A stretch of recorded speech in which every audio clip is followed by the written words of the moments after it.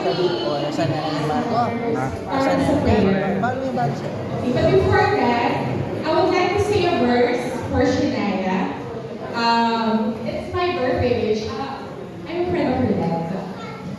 So, sabi sa Psalms 20 verse 4, may He give you the desire of your heart and make all your plans succeed. So you have to receive it that whatever your heart's desire, you ask God, and whatever it is, I know that God will give it to you. You ask for it, and it will be given to you.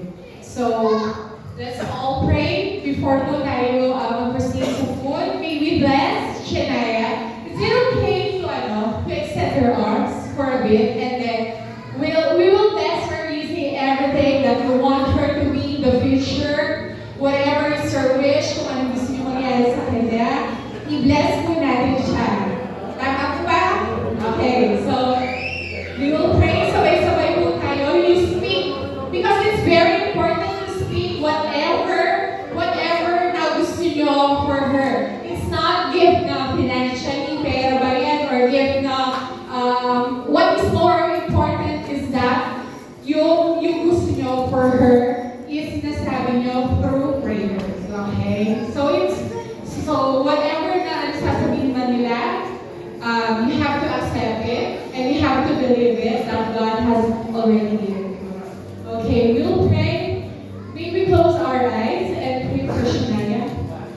Yes, God, we praise you, glorify you, O God. Kami nagpapasalamat, Panginoon, sa gabi ito na pinagkatipot-ito mo gawin sa ugan. Buong family, Panginoon, Shania, as we celebrate, Panginoon, the beautiful life of her 18th birthday, O God. Kami nagpapasalamat, Panginoon, sa lahat na nandito, O God, that you have put them dito, Panginoon, to celebrate with her. For I know, Panginoon, the love of all the people here is abundantly and showering her right now, O God. Kami nagpapasalamat, Panginoon, each and every one who put their efforts, O God, just to show, Panginoon, na how she is very loved right now. Lord, kami nagpapasalamat, Panginoon, for giving her a chance, Panginoon, to show that her family is well loved.